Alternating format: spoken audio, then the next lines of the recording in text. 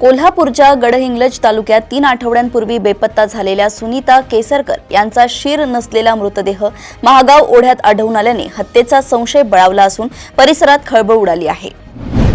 कोल्हापुरात बांधकामासाठी बांधलेल्या एका पाण्याने भरलेल्या खड्ड्यात पडून एका 5 वर्षीय मुलाचा मृत्यू झालाय।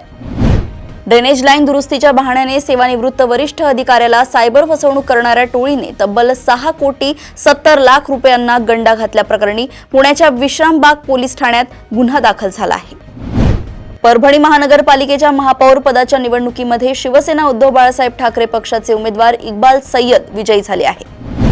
अमरावती जिल्ह्यातील चांदूर तालुक्यात शाळेतून घरी परतणाऱ्या 16 वर्षीय अल्पवयीन विद्यार्थिनीवर बदनामीची धमकी देत 5 जणांनी 7 महिन्यात वारंवार सामूहिक अत्याचार केल्याचा धक्कादायक प्रकार उघडकीस आला असून पीडिता सध्या 3 महिन्यांची गर्भवती आहे। पालकमंत्री संजय शिरसाट यांनी माझ्या उपमहापौर पदाच्या उमेदवारीला विरोध केला होता। त्यांना आपल्या मुलीला उपमहापौर करायचे होते असा गौप्यस्फोट नवनिर्वाचित उपमहापौर राजेंद्र जंजाळ यांनी केलाय। मुंबईत कबड्डी सीझन 3 अंतर्गत महिला, ट्रान्स महिला व युवती असे एकूण 60 संघ 11 फेब्रुवारी 2026 रोजी चेंबूरच्या गांधी मैदानावर होणाऱ्या जिल्हास्तरीय कबड्डी स्पर्धेत सहभागी होणार आहेत। पुणे-सातारा राष्ट्रीय महामार्गावर किकवी गावाच्या हद्दीत पहाटे 5:30च्या सुमारास खासगी लक्झरी बसने पुणे जाणाऱ्या ट्रकला मागून धडक दिल्याने अपघात झालाय। 10वी-12वीच्या परीक्षांतील कॉपी व गळती रोखण्यासाठी बारामती तालुक्यातील 29 परीक्षा केंद्रांवर हायटेक डिजिटल जीपीएस लॉक पेट्या बसवून बारामती पॅटर्न हा पथदर्शी प्रकल्प राबवण्यात येत आहे।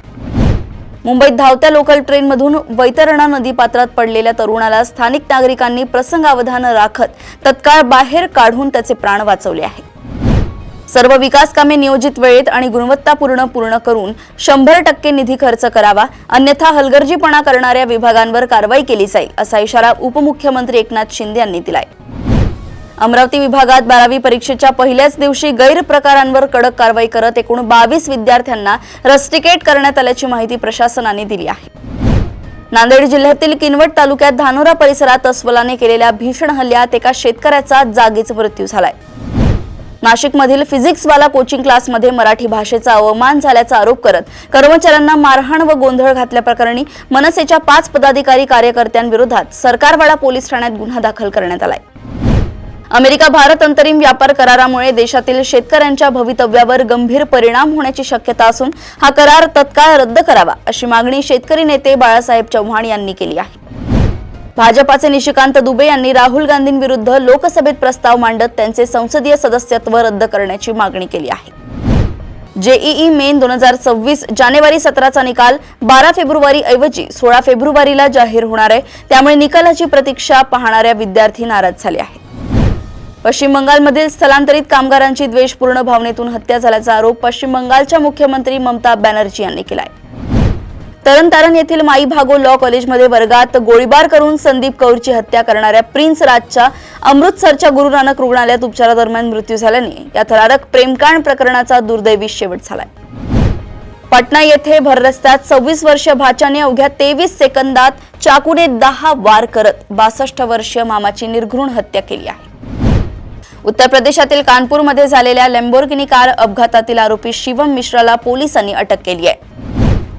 देशाची हवाई संरक्षण क्षमता वाढवण्यासाठी केंद्र सरकारने फ्रान्सकडून 114 राफेल लढाऊ विमाने आणि अमेरिकेकडून 6 P-8I टेहळणी विमाने खरेदी करण्यास मंजुरी दिली आहे। अलीकडच्या बहुचर्चित सासू जावई प्रकरणात नवे वळण घेत सुमारे 10 महिने जावयासोबत राहिलेली महिला आता त्यालाही सोडून मेहण्यासोबत पळून गेल्याचा आणि लाखो रुपये व दागिने घेऊन गेल्याचा आरोप समोर आलाय।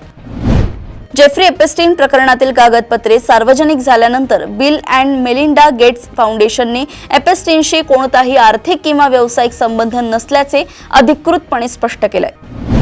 अमेरिकेत जाण्यासाठी अवैध मार्गाने गेलेल्या गुजरातमधील ध्रुव आणि दीपिका पटेल यांचे अझरबैजानमध्ये अपहरण झाल्यानंतर परराष्ट्र मंत्री एस जयशंकर यांच्या हस्तक्षेपाने व भारतीय दूतावासाच्या ऑपरेशन महिसागरमुळे दोघांची सुखरूप सुटका करण्यात आली आहे।